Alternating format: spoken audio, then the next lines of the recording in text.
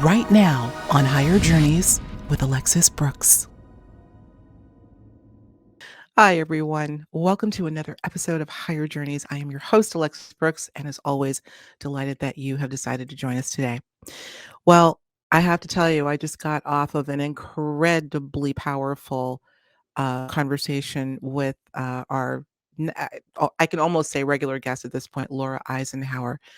Laura and I went deep, deep, deep, probably deeper than I had planned to go on this particular venue, but nonetheless, it was, I would say, necessary. Laura and or I should say, really, Laura went very, very deep into how do we make sense of the madness that's going on right now from a galactic perspective. What is this all about? What is this about astrologically? What is this about in terms of what many have called the matrix overlay? When I say that girlfriend went there in ways I have rarely seen her do in all of the previous interviews that many of them, I should say, she can go there. I haven't seen her like this in this rare form for a long time. So I know this is going to be a treat and insightful for you. So we're going to get ready to get right into it. Before we do, I just want to remind you, so excited. Our Higher Journeys Conscious Academy is at it again. We are about to launch the fifth workshop with guest instructor Barry Littleton, where he will be talking about understanding the unseen realms, how to protect yourself and gain knowledge about what he calls earthbound spirits. You may recall that Barry was on, it was, I believe, over the holiday, the end of last year, where we had an impromptu conversation that got so much attention. And a lot of people were calling for him to do more on the subject of attachments of earthbound spirits. We actually touch on this, by the way, coming up in our show with Laura, but I just want to give you a heads up that workshop is coming up March 26th. That's Saturday, March 26th. And of course, we'll have a link in the description, but just wanted to give you a heads up on that, as well as our Patreon after show, as per usual, with Laura. So we got a bunch of stuff on tap for you. But without further ado, let's get to our conversation with Laura Eisenhower. Hi, everyone. I am so excited. I'm going to get right to why I'm so excited. I think you can see right in front of me why, because my friend Laura Eisenhower has joined us once again. I can't believe it's been close to a year now since we last had Laura on. And just like last time, it kind of feels like a deja vu. We had to yap and yap before we hit the record button. And she said some pretty interesting things, since June, even, guys. It was wonky then, it's wonkier now. And we're calling this making sense of this wonkiness, making sense of the madness, a galactic perspective. This is something that Laura Eisenhower is adept at distilling.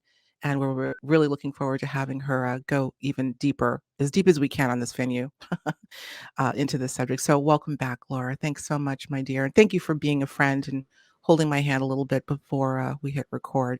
Oh, of course. It's so great to be here, and it's really wonderful to be with you. I know it's been a while, and yeah, thanks for having me. I say holding my hand, guys, and I won't go into all the personal details, but it's been a bit of a tough last few months, and there may be a time where I go into it a little bit more, but nonetheless, I'm here. I'm still fundamentally happy, even in spite of it all.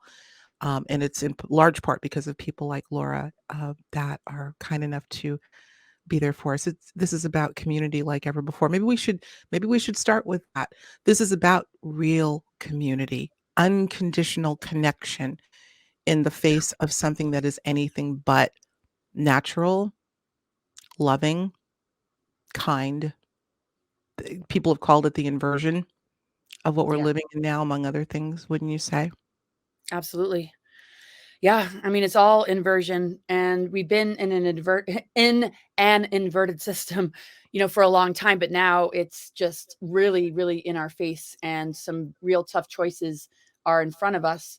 But the one choice that shouldn't be tough is building community and creating that importance of community outside of all these narratives and all this divide and conquer and all this uh just negative energy that is inflicting people through social media, through false news, through just all these different tactics that they've used to social engineer people to not know how to really build community, and stand up. But we see it happening. We see people rising. We see the, convoys, the truck convoys. We see people all over the world joining hands and joining together peacefully in, stating and really emphasizing that they're not going to take this and they're not consenting. And these are the kind of, individuals that are living on a deeper level as far as how you see them relate to one another. Um, they've really managed to hook a lot of people in, though, to really feel threatened by that or label it terrorism or even racist. I mean, to the point of ridiculousness that you can't even believe people are falling for this stuff. But at the same time, it's really pushing people to awaken more because it just gets more and more ridiculous. So either a person is going to get more and more immersed in that ridiculousness and it's going to be hard to pull them out, or there's going to be that breakthrough where, like, wait a second, this is just getting crazy. I mean, like, look at what they're doing. They're wanting to rip children away from their parents. They're wanting to, take these sort of measures to enforce a experimental thing into people's bodies in this kind of way. So yeah, we see a lot of teachers and a lot of doctors and a lot of people, even in the police force, sort of breaking down and saying, wait a second, I'm not going to answer to this authority and what it's making me do. Whereas others either are afraid and they don't want to let it go, or they're just completely brainwashed by it. So it's a mixed bag of what we're seeing. It's just important that we really do build community, that unconditional kind of support for one another, where we have each other's backs and we can cry on each other's shoulders, and also rise above and find some kind of humor and some sort of levity, and remember that the Mother Earth and this particular planet and its consciousness is so much more powerful than anything. And our return to this and our ability to stand in alignment with what's really happening will help us to advance ourselves and switch on a lot of dormant abilities that will help us manifest synchronicities and all sorts of miracles that will help us to be abundant in these times where we feel maybe the fear of scarcity and poverty. Mm. That doesn't have to be the case, because as we move into this greater power that lies within, we're able to switch on a part of ourselves that is not dependent on the system anymore or the currency. And we see, like, a lot of other stuff rising, new alternative platforms that are censorship free, new ways to go about providing for ourselves that isn't wrapped up in the system. But the most important thing is we have to have discernment, because there's a lot of disinformation, there's a lot of scams, there's a lot of tactics that they use to infiltrate or sabotage some of these attempts. So we just, have to be careful. And that's where the importance of community comes in. We keep each other out of the survival chakra so we can stay in touch with our intuition, and we help each other not get into that panic and anxiety where we can't think straight, Mm. Wow. Woo! Did an hour just go by? Because you just put at least an hour's worth of stuff to think about, Laura. As I'm listening to all of this, I keep hearing in my head, what's at the root of all of this? Is there purpose in the madness? Right. Making sense of the madness, a galactic perspective. It's a tough thing to even fathom that with all that's going on right now, it could be directed by a universal hand. Things are Yeah. not as we think they are or why we think they are. What are your thoughts on that? What's at the core of this? Is it Well, really there's for just a our matter. own good? Well, I mean, we can have that perspective where all this adversity can be a catalyst for our greater growth, and to remember, like, what's really important, what they're trying to distract us away from, what's available to us, what we're truly made of, and our connection to, this earth and the cosmos and spirit. Um, it's just all this disempowerment, and it's been going on for thousands and thousands of years. This inverted system that really removes us from our capacity to be our own healers, to be empowered, to know how to kind of regenerate and break down the programming so that we can be more sovereign. I mean, this has been going on for a really long time, through medical industry, through school systems, through politics, government, every, like, power structure under the sun, Hollywood, entertainment industry, news. I mean, everything. It's just to keep us sort of really dumbed down and just answering to something external. And it's because it's a vampiric system, and the galactic history connected to the roots of it is really, really vast. We're dealing with an ICC Nazi Draco alliance, a very, very dark group of species that have human hybrids that have very advanced technology that are creating all sorts of ways to um, on a multi-generational level create this trauma and mind control to put out sort of a hidden army that is weaponized against the people in order to like uh, spin these facades to ignite a certain level of fear to the point where we comply because of fear. So we're in a transformation cycle right now. The Saturn, Pluto, Jupiter conjunctions that began in 2019, that is now culminating in the Pluto returns that was peaking on February 22nd, 2022, which is going to be happening again in July and December where it's peaking. Um, it's really like inverting our connection with the concept of death. Death is cyclical. Death is all about transformation and alchemy. Death is all about rebirth. And so this is an opportunity for us to move through these initiations and become more soul centered, more capable of allowing the old paradigm to die away, any programmings to fall away, so that we can rebirth ourselves in a much more just authentic, truth embodied vibration of like who we really are and what it means to be human, what our divine birthright is. So they're taking this initiation and they're inverting it with the fear of viruses, the fear of pretty much everything, the fear of being close to each other, the fear of coming together as families, as communities. And so all these different psychological operations they've been planning for a long time, by doing all these kind of experiments and understanding human psychology in order to create a sort of climate of constant anxiety and panic. And again, like we were talking about, we can't think clearly under that vibration. So we have to transcend it and allow this Pluto process to help us to let go of any kind of relationship with that kind of system that tricks us and dupes us like this. And I always compare it to breaking up with a narcissistic, abusive partner, where the tactics of a narcissist is to make the person who's being victimized look like the crazy one or look like the one who's responsible or at fault. We have to just transcend all that and say, wait a second, I don't want anything to do with that.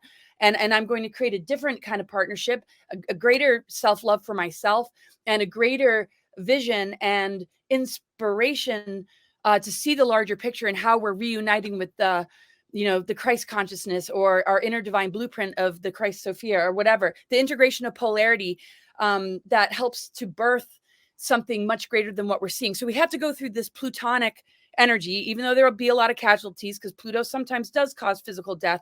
But if we can just move through it and hold mastery over it, we become senior to these lower forces and we become very much in a place of self-mastery. We overcome the lower Saturn of tyranny and control and enslavement, and we become the higher octave of Saturn, which is self-mastery and becoming teachers and guides for other people to initiate through this very, very difficult dark night of the soul and sort of life review death process, where humanity needs to let go of the old paradigm and rebirth into this greater new earth, not new age earth, but like the ancient and revitalized and regenerated earth, and living on this earth in its true expression, working closely with the planetary consciousness and nature so that we can rebuild society in harmony with nature and cosmic and natural law, being guardians and stewards and protectors of our children and future generations so that they can lead the way with a lot of the star seed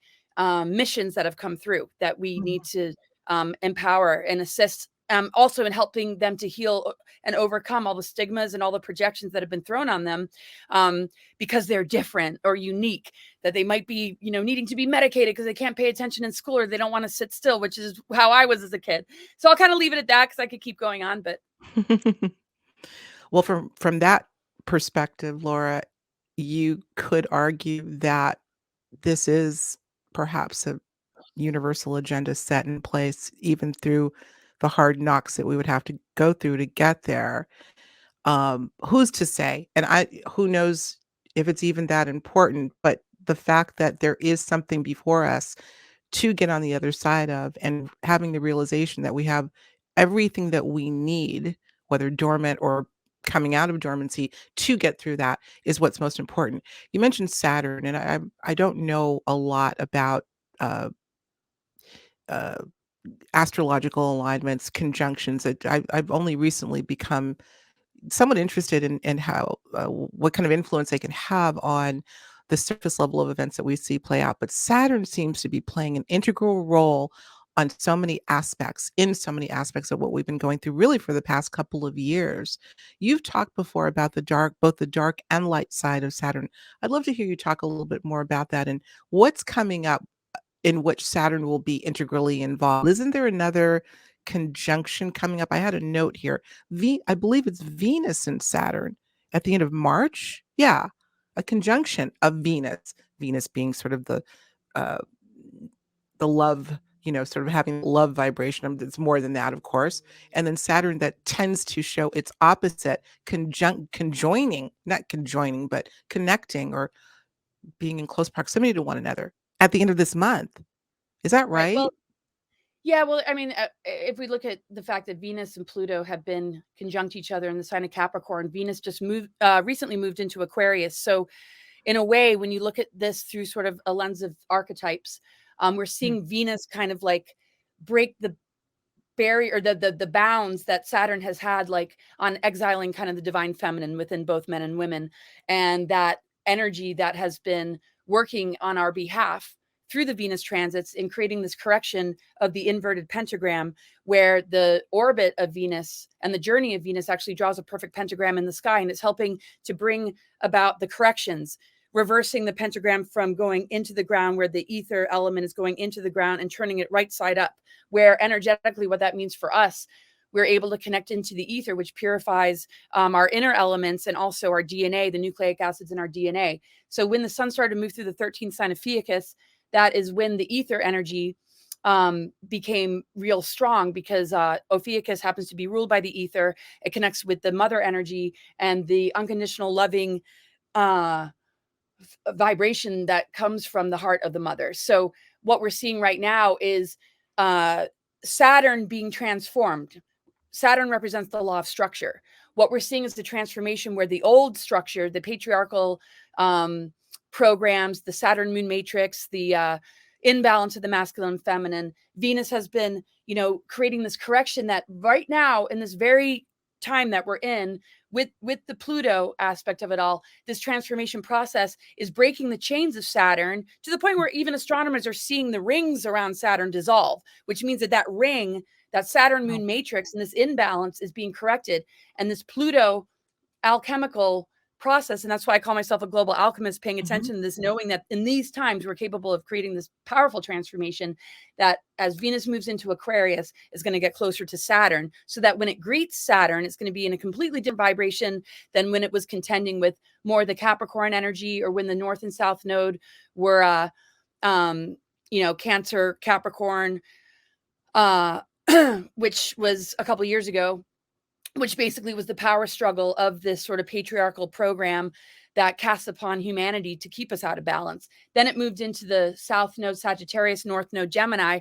And what the North Node and South Node represent is our soul journey as a humanity and what we need to integrate. So we've been needing to integrate the Gemini as of last year from Sagittarius, which represents, like tapping into the past. South Node represents the past. So the Sagittarian energy would be tapping into our divine wisdom, tapping into a more expansive mind. And then the Gemini being like, how do we express it? How do we express truth? How do we really, really live our truth in these times? So boom, we get nailed with masks, censorship, social distancing, because they knew, that this is a time that the huge growth period for humanity is to speak, to share, to have a channel, to, really like give a voice to what's happening in these times, which has been absolutely targeted. Now we're dealing with the South Node Scorpio, which is going to help us to really work with that foundational Plutonic energy of Scorpio to really ask ourselves, are we transforming? Are we going through this initiation so that we can integrate the North Node, which is Taurus, in Venus, right? So as we integrate the Venus energy, it's not going to be the Venus that, is kind of hiding or being suppressed.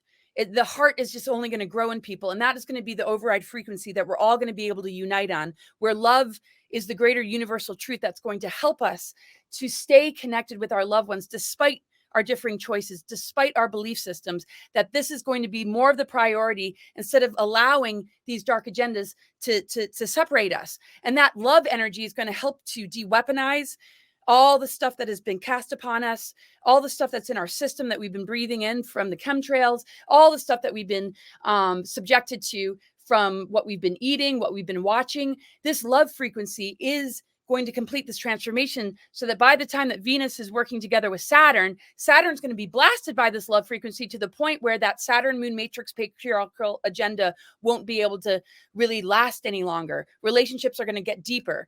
The ones that really aren't meant to be, that are more trouble than it's worth, those relationships are going to break up because people are being initiated into this upgrade that is helping them to have a better experience. But it means you're going to have to let go of the things that haven't been that healthy, even though there's going to be a very, very difficult time letting go of some of those connections, relationships, jobs, or careers that just aren't going to make it through this initiation. And the thing is, if people are going to hold on to it for dear life, they might end up perishing with it because it doesn't have any place anymore. So those that are really attached to it can't let go of the programmings, can't let go of that career or that toxic partnership, that are afraid of this initiation. It's going to be tough for them. And all we can do is hold that unconditional love and support and compassion to help guide them through this very, very difficult passage, which we are going to claim victory on the other side of it if we can just, stay strong and fall apart when necessary, because part of being strong is allowing ourselves to fall apart and break down so that we're not internalizing all this to the point where it's going to make us sick. Because if anything's going to lower our immune system, it's that. We have the capacity to neutralize everything, every form of attack and assault that's coming at us. But we have to be in that higher vibration and frequency for it to not lodge into our system to the point where it's going to begin to shut down our organs and give us neurological issues, because Uranus is a very strong electrical energy, and we're dealing with Uranus square Saturn as well up until 2023, which means that the old Saturn doesn't want us to be sovereign, because Uranus represents sovereignty and truth. It's trying to hold on to us for dear life, but we have to be the ones willing to let go. They're trying to make it very, very hard by scaring us into holding on. Like, you need us, you need our authority, you need our false solutions, which people don't recognize are false just yet. But once they do, their vibration will absolutely change to the point where I feel they'll be able to release these foreign substances, these archons, these heavy metals. Their body will be able to assimilate it, process it, and release it a lot better once they reach that awakening. Is there anything else to say, journeyers? I mean, where do we go from here?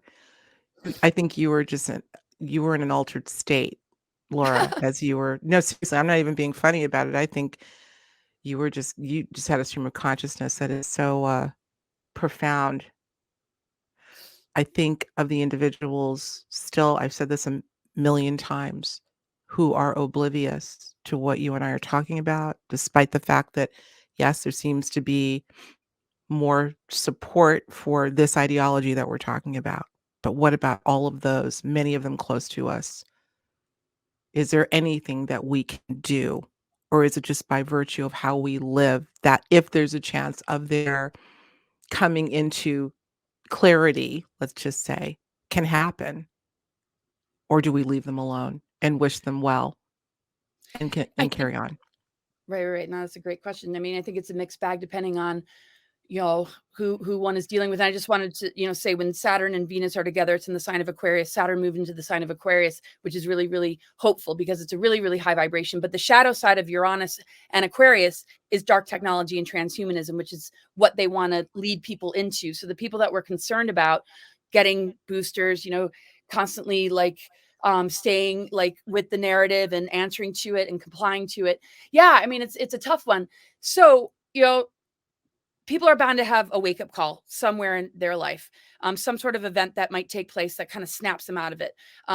As we see, or as I've seen with looking at astrological charts, there's different events that take place for people, which really bring in their own personal event of awakening, of really being able to see through things. And sometimes it means that things have to really hit home. Like we see with some people who are talking about the injuries that their children are experiencing. They wanted to do the right thing. They wanted to protect their child. And then all of a sudden they realized, wait a second, I took them to the hospital. This is how I'm being treated. Or people whose partner might be hospitalized, where they can't even visit them. They can't even talk with the doctors about the kind of treatment that they'd like to see their partner have.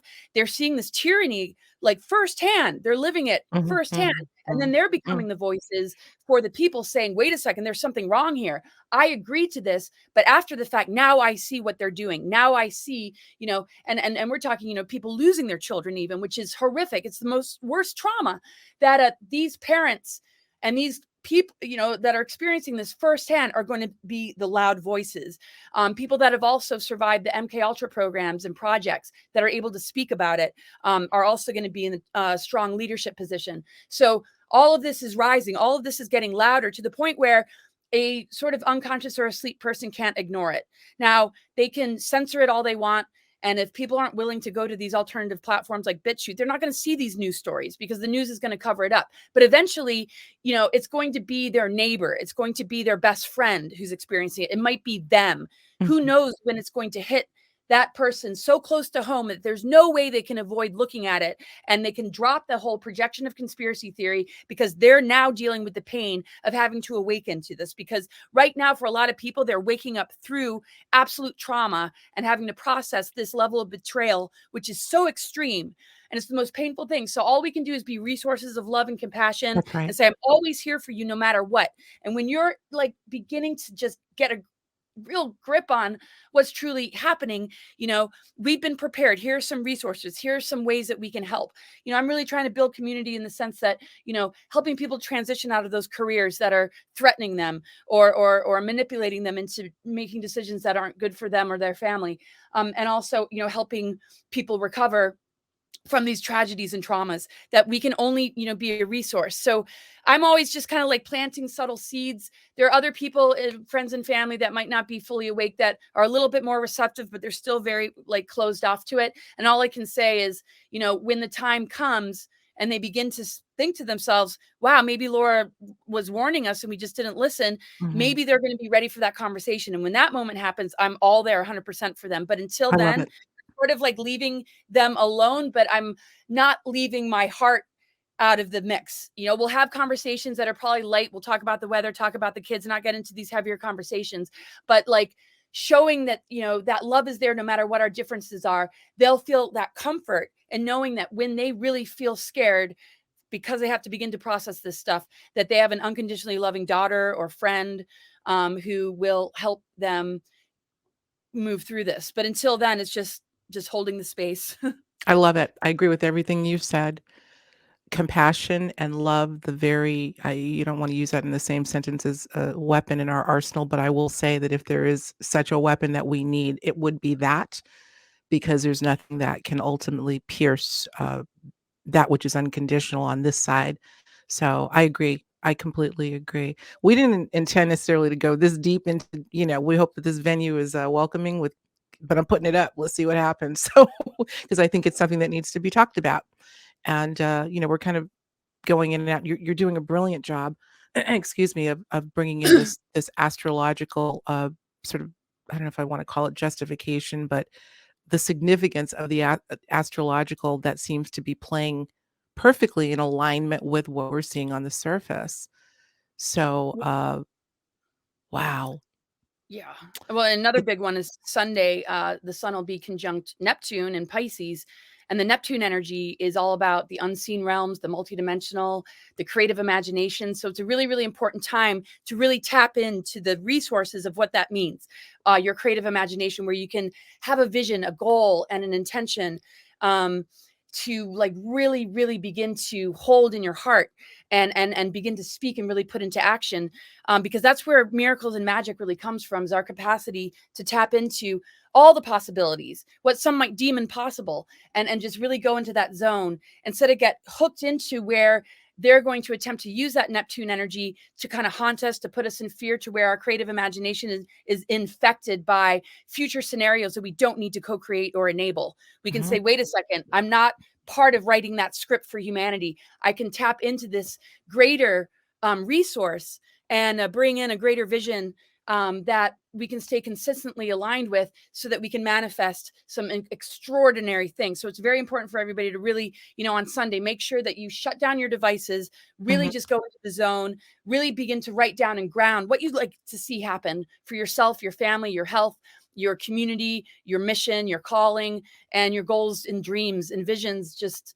completely like tap into that, because they'll probably push another fear tactic, even worse than we're already seeing, to distract us away from it again, so that it affects our creative channels to the point where we enable this, because they can't have a dark agenda in an artificial timeline unless we're feeding it, unless we're participating, because Absolutely. they are based, all their power is based in what they've stolen and what they've like robbed from the people and the innocence of children, and they only have power because of the power we give them. Mhm. So, we just have to remember that, and that's the only power they hold. We're the ones that have the power. We are the powers that be.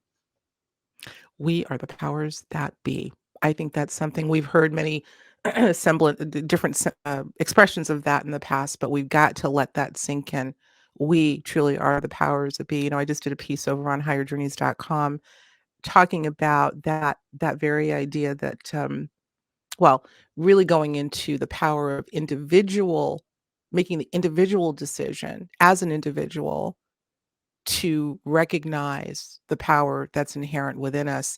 We're always thinking in terms of we and the collective. I think it's been the collective thought process that has ultimately gotten us into more trouble. That's not to say we don't join with, create community, but it always has to start with the individual sitting in solitude, sitting in silence, contemplating that very power that we have, and then a bunch of individuals doing that, then coming together, Exactly. we can change some serious stuff and fast. I definitely encourage you to go on over to higherjourneys.com and check out that article. That was the message I was trying to get across.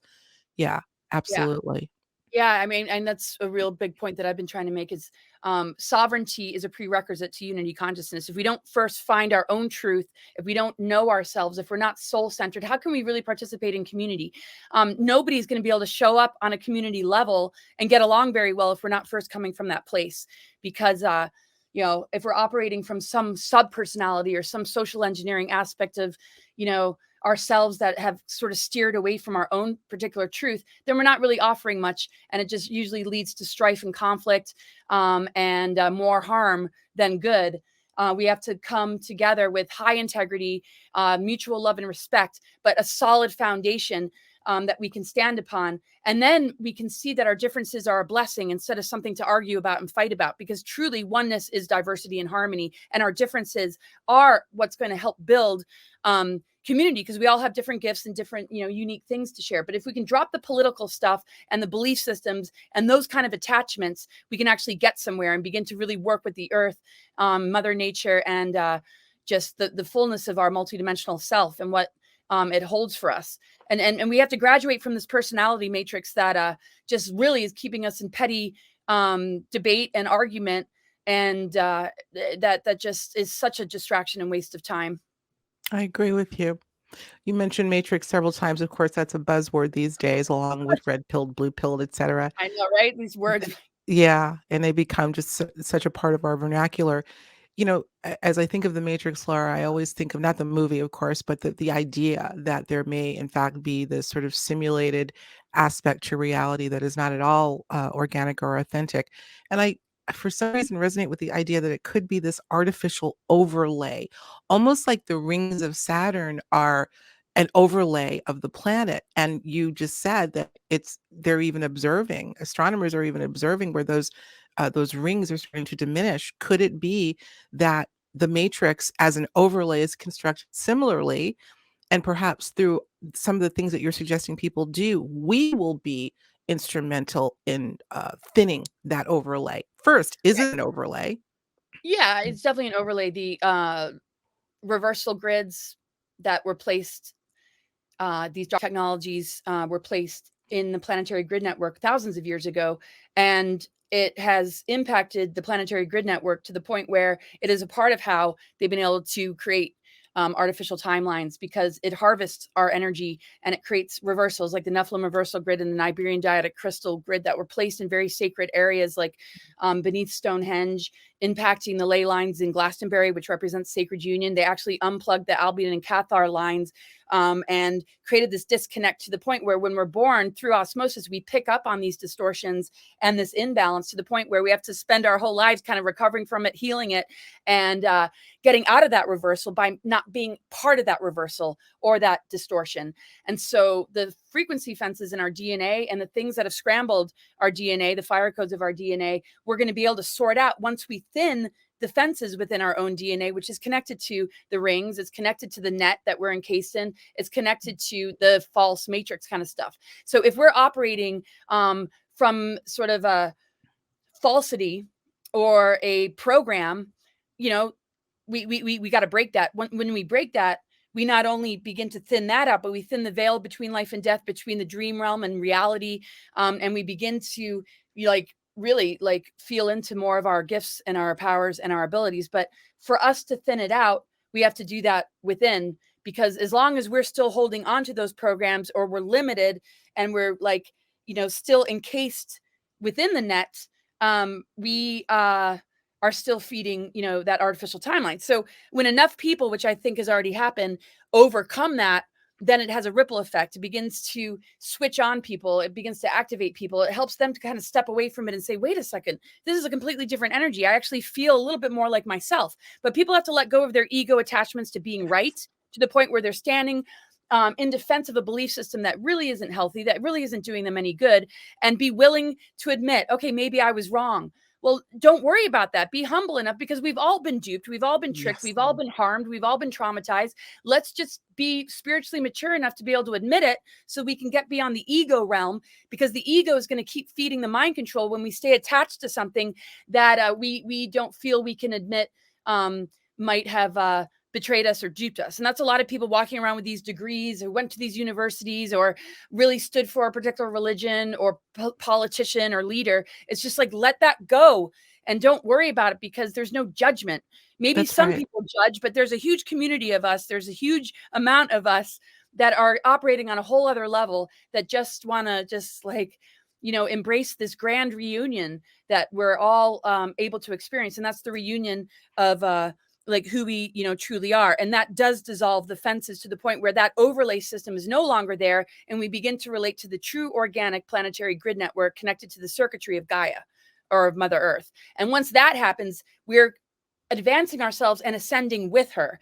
And it's not the typical definition of what people think ascension is. It's beginning to switch on these dormant strands of DNA, which actually hold the vibration of the integration of polarity, of alchemical marriage, sacred union, hierogamic union, to the point where we are beginning to experience the essence of true love with ourselves, true love with creation. And then we start to manifest soulmates, soul family, and even twin flame relationships. I don't like to use that term, but sacred union, hierogamic union, whatever, the kind of union that helps to transform the world, because that's what they've targeted. They are so threatened by these powerful connections and relationships. Absolutely. And the true form of unity consciousness coming from authenticity and sovereignty, number one. That is what's been targeted. So that's where the love vibration also heals the planet and breaks down the artificial overlays, is our capacity to achieve true love with high integrity and being accountable and responsible, to the point where we don't hurt one another. We don't cheat. We don't backstab. We don't, we see all these dynamics that have led to an epidemic of divorce, and just, Yeah. I could keep It's rambling really on that something. one. No, I've got to weigh in on that. No, I think you're absolutely right. As I think of ego, I just want to look at the camera and say, guys, and I know with the folks that listen to this, watch this show, I'm preaching to the choir. I've always said, easy to love, hard to hate. It takes more work to defend your ego, to insist on being right versus being humble. These all take it takes a concerted effort to sustain that. And yet this is something that we have been indoctrinated into, to the point where we don't realize that it's difficult. Just imagine if there's one person out there listening, maybe just one in this audience, that is just fiercely defending ego, fiercely defending their position on any given thing. Think about how that feels in your gut, Laura. Think about how that feels. Think about the tension that you must be holding in your body that you're not even consciously aware of. Just in the act of letting go and saying, maybe I wasn't right, or maybe not having an opinion at all, Right. how energetically freeing that would be. Why are we so fiercely defending belief systems when they're nothing but belief versus fact? And everyone's talking about, I want to know the truth and this is the truth, or just Well, relax into it. I know, but people have been rewarded for those belief systems in Yeah. society. They've been Yeah. given big paychecks, they've been given a pat on the back, they've been given certificates, they've been given labels and titles that really, Mhm. define who they are. So letting go is such a huge identity crisis for people, but they don't realize that you're not letting go in order to adopt a new belief system or opinion. You're letting go in order to feel the fullness of all that you are in the most beautiful and deep and realistic way, like true reality. And that changes the whole nature of how your path unfolds. But people don't know how to let go of that reward, that addiction that they don't realize they have on the matrix. Right. Addiction is not just drugs, alcohol, and substances, and cigarettes or whatever. And to me, those sometimes are more coping mechanisms than addictions. I think it's much more dangerous of an addiction to be addicted to the matrix, to the Mhm. indoctrination that happens in school systems, and just the way religion sort of dictates things, and just everything we see in power structures, how the doctor tells us what's wrong and prescribes us something, when actually, any kind of adversity in our bodies is an opportunity to get to know ourselves better. We have to embrace depression, anxiety, fear. We have to understand it. We have to get to know it, not medicate it, not silence it, because people aren't going to be able to let go of the ego when they are being medicated away from being able to really feel things, because you got to feel it to heal it. When we're like Yeah. angry or depressed, we have to know why, because that has a lot of messages for us. It helps us to know what our mission is, because anything we're depressed or angry about might mean that we need to stand up and answer to those things that are bothering us and take a leadership role, instead of expecting somebody else to do it for us, or medicating it away because we think something's wrong with us. Something's wrong with everything surrounding us, and it's healthy to respond in a dissatisfied way, to the point where that dissatisfaction can guide us to solution orientated type living, where when we let go of those belief systems and that addiction, we can begin to rebuild. We might have to let go of some of those rewards and maybe a paycheck that we grew accustomed to, but this is where community comes in, and we can support one another to regenerate and to be able to utilize those skills and abilities to gain abundance from, but not through the system, Not through through the one system. another, because those skills and abilities will still count, but they have to integrate into an understanding of different types of alternative therapies, which aren't alternative.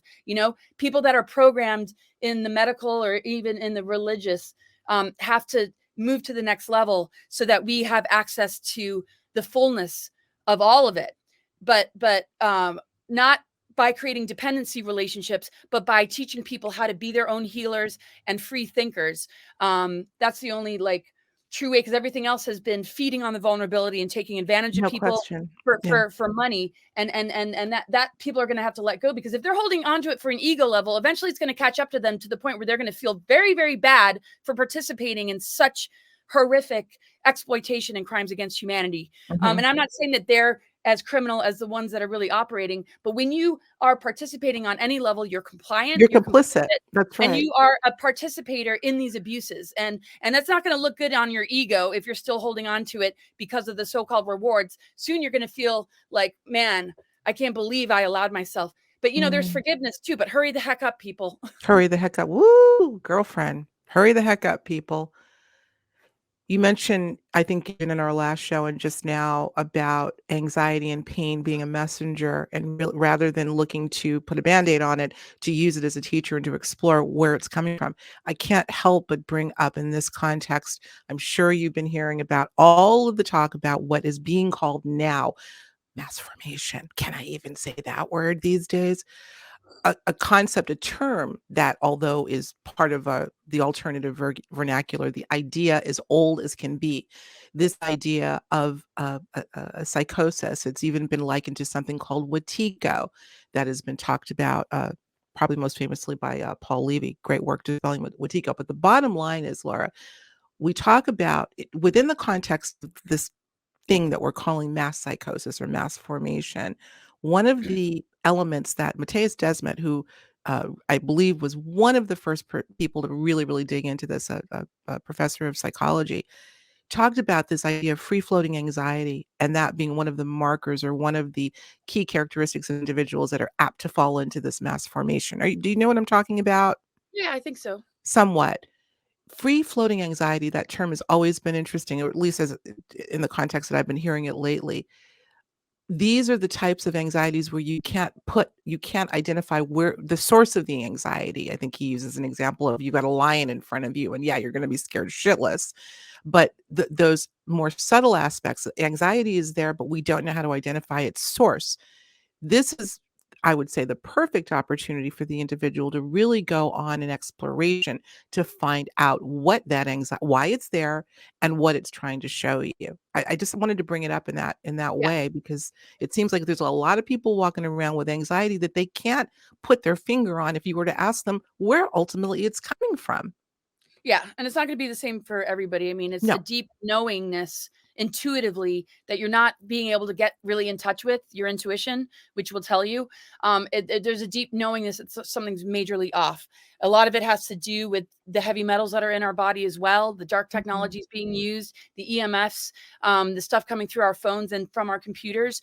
Because these things have been, somewhat weaponized, but these very tools as well can be where we're able to get to the next level and be the override frequency to begin to break down this dark technology that does create a lot of anxiety. So we need to make sure that we're detoxing and that we're getting these heavy metals out of our systems and Hmm. that we're really taking good care of our physical vessel. That's number one. And once we begin to do that, we're going to have more clarity. A lot of people are kind of in a brain fog and that anxiety, they'll medicate. Some will avoid the medications, maybe like take a more herbal approach, which is medicine, of course, but just to calm the nervous system. I've got like a whole bunch of herbs to calm my nervous system, and I'm still not very calm. But anyway, but yeah, I mean, it's going to be different. Our anxiety might be anxious for our friends and family who aren't quite seeing what's going on. I feel a lot of anxiety for people.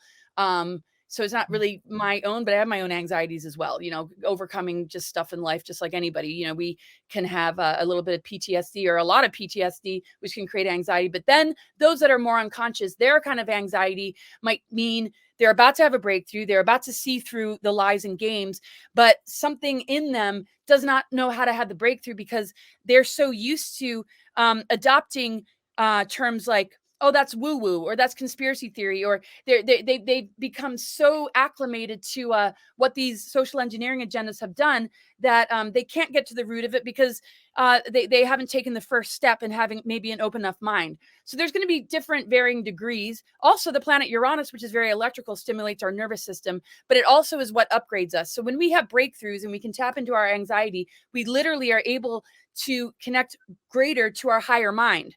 And that, can create a little bit of nervous tension as we upgrade, but it's not going to be the kind that is free floating anxiety that we keep looping in because we're actually able to have a breakthrough in the face of it instead of pushing it down and pushing it down because we're not willing to explore it. We're just trying to run from it. We're trying to medicate it in a way that disguises it. And that's what's great about herbs. It doesn't disguise it. It just helps one to take that deeper breath.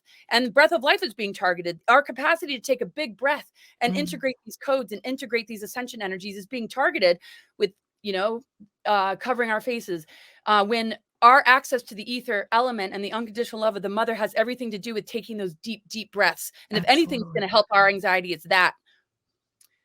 So we have to look at like, what are they targeting? What are they trying to cut off? What are they trying to That and tells the counteract story, stuff? really. Yes. No, not to cut you off, but you're absolutely right. If for the person that has been watching the patterns and looking beyond the facade of what we're being told to do and why, you can see how it correlates to what they're possibly trying to stop or cease or hide Yeah. or And there's away. no doubt. Yeah. There's no doubt that there's not, you know, bioweapons and, germs, viruses and this and that. But it, if it was enough to just blast us with the weapons, then they wouldn't bother with the social engineering and the mind control. They need both to work in tandem. Once we overcome the mind control and the programmings, our body is able to assimilate and release and transmute a lot of these dark weapons and all these different assaults, regardless of where they come from. Once we achieve that part, everything falls into place a lot more instead of staying locked in the the programmings or the fear, our bodies won't be able to assimilate it. And that's why the AI and the transhumanism, begins to pull a person in, because they haven't had that breakthrough yet. So once a person has that breakthrough, they're not so susceptible to all of this. But as long as a person's buying into what's streaming through the news constantly, and the grooming that they've gone through, going through these school systems or medical industries that have not been very empowering. I'm not saying it's all bad. There's a lot of good teachers and good doctors, of course, but once one breaks through that, like we said, you begin to thin the matrix, the net, the frequency fences, and we can handle everything being thrown at us. And that's what the override frequency means. That's what global alchemy means, that we are existing in a frequency beyond all of this. Because again, they require us to be hooked in mentally and emotionally on every level for it to succeed. And we don't need to fear the weapons. We just need to come back to ourselves to overcome the weapons. Absolutely. Because if you look at the weapons like they're a tool for your growth, and you don't be a victim to it, as you become aware that they are weapons, there's many layers to waking up, right? Once a person recognizes there's weapons, then it's like we're victims, right? Like we're like, oh my gosh, we're being attacked. We have to move to the next level, saying, wait, these weapons and all these assaults can remind us what they're trying to distract us away from, and become empowered to the point where these weapons are tools for a higher growth. Then Mhm. it's no longer a weapon, because we don't perceive it as such. We don't perceive it as something that's going to harm us. We see it as something that we can override and overcome. And it's just a reminder that there's a species out there with their hybrids that are so afraid of us that they're doing everything they possibly can. So look at it and laugh and say, I don't think so. And that'll keep you from being victimized as well. I love it. That's called righteous indignation for sure. This takes us all the way back to where we started, Laura, and that is there, rather than maybe a question, a statement, that there is purpose and design in what's happened. I think this is what you've been making the case for this entire hour. Um, Yeah. so we can let's put it this way. We have the choice to give it purpose and meaning Yes, exactly. vis-a-vis these steps that you're Right. suggesting people take. And But I it think doesn't make. it's Go ahead. go ahead. Well, it doesn't make it okay, like, oh, it's all No. for a reason, and it's okay that there's human trafficking and pedophilia and SRA and all these horrific things. But, you know, what we do have a choice, like you said, is our perception. Um, Being unconscious means that things are still able to uh, live in secrecy, that these things can happen without us realizing it, as long as we're unconscious. Once we wake up and we realize it's happening, and we shine a light on it, it no longer can operate anymore. So we don't want to be unconscious either, because there's hidden controllers that are controlling us. So as we begin to shine light on our unconscious self, we recognize we're multidimensional. These things come out of hiding, they become exposed, we're able Mhm. to see it, and it no longer has the power that it does. So it's kind of working together. So it does have a purpose, in the sense that it's pushing us to the edge, so that we retrieve our treasures, and we retrieve our unconscious self, and we get over the amnesia. But it doesn't, make it okay. But we can make it okay, because when we wake up, we're going to tear it down, and there's going to be divine justice, because we become the conduits to these ascension energies, and we become in that truth frequency, to where the lies are no longer hiding in secrecy with the facades they push out, and the false flag and psyops that they do, making it look like, oh, there's a war on terror, or oh, that we're trying to protect you from this virus, when really, their problem, reaction, solution, they're creating the problems to come in Mhm. and save the day. And people, buy into the facade. So once we shine a light on this, and they can't get away with it anymore, we'll see it crumble. So it does have a purpose in pushing us to the edge, so that we can wake up. But it certainly doesn't have any kind of purpose. Evil doesn't have any place No. in targeting innocent children, of course. So Yeah, yeah. Well, I think therein lies the rub and the paradox of reality. I've always been intrigued with the concept of what you're saying, that purpose, no purpose. There's a reason, no reason, but somehow it needed to play out. well, yeah, we're in a free will universe too, and even though, in the free will universe, they're trying to take away our free will, the controllers, those that are service to self, those that are vampiric, that lost their connection to true source, that need to vampire off of us, that want to keep us dumbed down so that we can be their food source. Because once we wake up and we have that direct connect, then they are starved. They don't have anything to hook Mhm, onto. mhm, mhm, Um, so, it's sort of a lost and found thing. We come into this experience, we've forgotten who we truly are, and we're retrieving it. And while we forgot who we truly are, they have launched some super super dark agendas to make sure it stays that way. And so the purpose is that we won't allow it to happen anymore, and we are remembering, what it's all about. um and then probably we'll never have to relive this in the way that we have.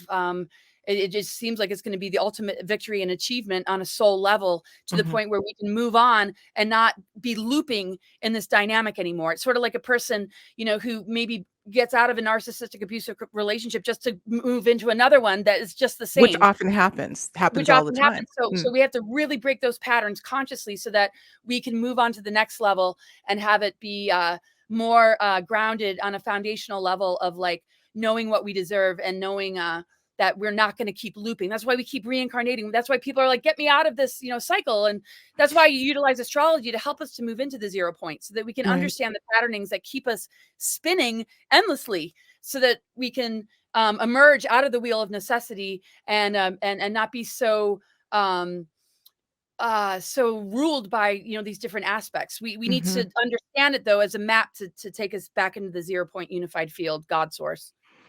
I wanna bring this up where as we get ready to wind down, Laura, and also use this as a sort of segue. I'll be mentioning it in the introduction that we're, coming up on a workshop at the end of March where Barry Littleton will be, discussing this idea of earthbound spirits and how they may be, uh, growing in number and wreaking havoc as attachments to some people. Hence, some of the, people are having even more difficulty in life. If you can even imagine, it could have these sorts of attachments. We're talking about individuals who have moved on, but still refuse to leave the earth plane for a variety of reasons.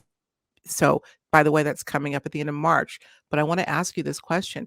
As we that are still physically, that are still in the corporeal form, are moving through these different levels of consciousness, understanding who we truly are, and really linking into these accelerated energies and not being held captive by the fear. Do you believe that, particularly if this happens en masse, that it could affect those souls that have crossed over? This has just kind of come to mind. Is there rehabilitation? Because what Barry Littleton contends is that he feels that so many souls are still hovering, the people that have passed, hovering close to the earth plane because they didn't learn that lesson here, because they're still holding on to addiction, because they're still holding on to anxiety, because they just won't accept that they've moved on for a variety of reasons. But Yeah, can they be rehabilitated right. through some of the things you're talking about that people of the earth are in the process of doing? Oh, I mean, it's all included. I mean, we're, multidimensional, and once we really start to switch on our dormant DNA, it goes all the way to the avatar consciousness, what we had when we were in Lyra before Lyra got attacked and we began to step down in vibration. Then the astral plane came about, and in the astral, you get everything from disincarnate, souls, to archons, to imposter energies that present themselves as light beings or false ascended masters or whatever. The astral is like a mix of all sorts of stuff. So when we begin to thin the veil, when we begin to purify that astral energy within ourselves by clearing um, just whatever is in our unconscious, you know, we will assist those souls, because they're not just stuck because of addiction; they're also stuck because of trauma. If Mhm. the That's right. the means in which they died was so horrific and so traumatic that they never really caught up with the fact that they're not here anymore, and they're, one really good documentary, I don't know if I brought it up with you last time, is The Ghost Inside My Child. Mm-mm. And there's some really great documentaries of people telling, stories. And the ghosts inside my child are kids that are coming in with total recall of their previous lifetimes. They see spirits, they see ghosts, but they're also able to recall past life to the point where it's like it happened yesterday. They remember details and dates, and then their parents start to investigate, and they find in the historical record that this person actually existed. So the skeptical parents are like, hey, we didn't even believe this stuff, but Oh, we yeah. can't ignore our child who's obsessing over this. So So that child goes through a healing process where they can let go of that past life, and where the spirits that they're communicating with, or the souls that they're communicating with, that had those lifetimes with them, that haven't moved on or haven't taken a new body, they're helping to release them as well, as they're Yes. overcoming their trauma of the past. So as we heal ancestral patterns, as we heal from our past lives, those spirits, or those that have transitioned, that are still close to the earth, when we kind of resolve, not only do we help heal our bloodlines or family lines, we heal each other, and we heal the disincarnate souls, or the ones that are still hanging around. So everything that we do has an impact on everything. And And also, when we find ourselves dealing with an attachment or anything like that, we have to really work with it, and kind of communicate, maybe understand it. There might be a reason, there might be some sort of karmic connection as to why that soul is hanging close to you or wanting to attach to you. It might want to use your body as well. And that's when people have to worry about kind of possession.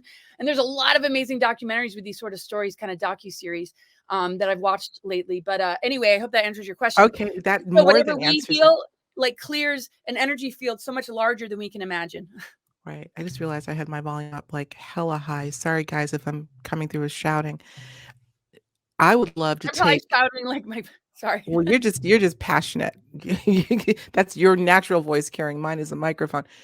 How about we take that conversation and go a little bit deeper into these documentaries? Because I know some of our patrons and maybe patrons to come would love to hear about it.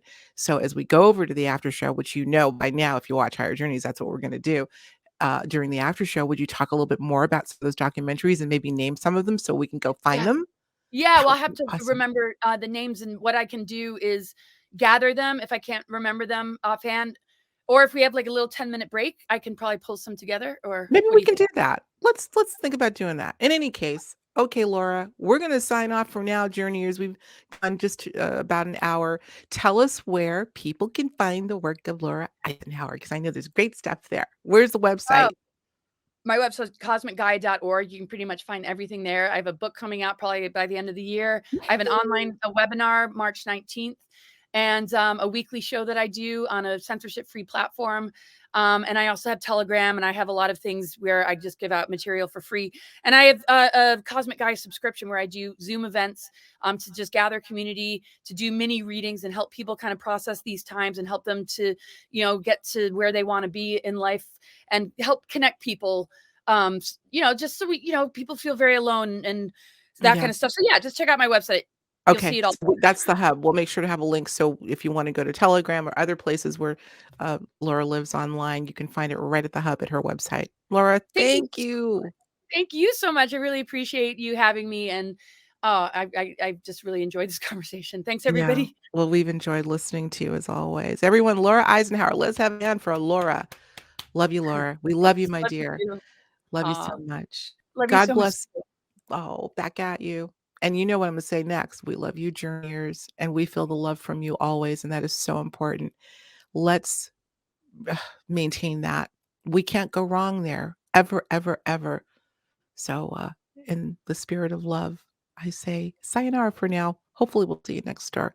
If not, we'll see you next time on Higher Journeys. Thank you.